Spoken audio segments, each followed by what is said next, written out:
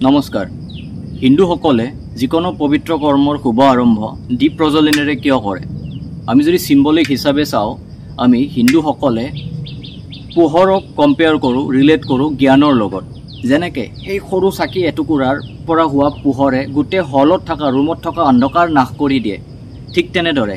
জ্ঞানে আমাৰ মন ৰূপী অহংকাৰ বা মন ৰূপী অজ্ঞানতা বা মনৰ ভিতৰত থকা সকলো কাৰণ বা মনৰ ভিতৰত থকা সকলো ধৰণৰ নেগেটিভিটি নাশ কৰি দিয়ে ডাৰ্কনেছ নাশ কৰি দিয়ে তাৰে উপৰি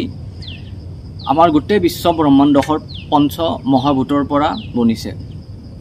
আমাৰ হিউম্যান বডিটো সেই হয় আৰু চাকিটো আমি যদি চাওঁ এই চাকিটোকৰ আমি কম্পেয়াৰ কৰিব পাৰোঁ পঞ্চ মহাভূতৰ কাৰ লগত আৰ্থ এলিমেণ্টৰ লগত মানে মাটিৰ লগত চাকিত থকা ঘি বা তেলক আমি কম্পেয়াৰ কৰিব পাৰোঁ জলৰ লগত চাকি যে জ্বলে সেই পোহৰখিনি সেই জুইখিনিক আমি কম্পেয়াৰ কৰোঁ অগ্নিৰ লগত আৰু চাকিৰ চাৰিওফালে থকা অক্সিজেনখিনি হ'ল বায়ুৰ প্ৰতীক তাৰোপৰি যেতিয়া চাকি জ্বলে যিখিনি আমাৰ ধোঁৱা ওলায় সেইখিনি হ'ল ইথাৰ বা আকাশৰ প্ৰতীক গতিকে আমি এইটো দৰ্শাওঁ যে যেনেকৈ চাকিখোৰত সেই ঘিখিনি মানে আমাৰ অহংকাৰখিনি জ্বলি নোহোৱা হৈ যায় আছে বিলীন হৈ যায় আছে ঠিক তেনেদৰে আমি দীপ প্ৰজ্বলন কৰি নিজৰ মনৰ ভিতৰত থকা সকলো অহংকাৰ বা সকলো নেগেটিভিটি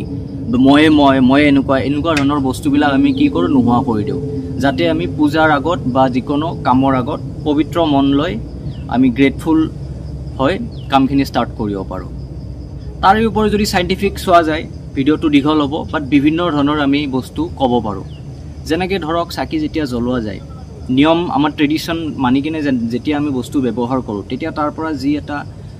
স্মেল এটা ওলায় আৰমা এটা ওলায় সেইখিনি আমাৰ মানে স্মেল কৰিলে কি হয় মনটো পবিত্ৰ হয় তো তেনেকৈ আমি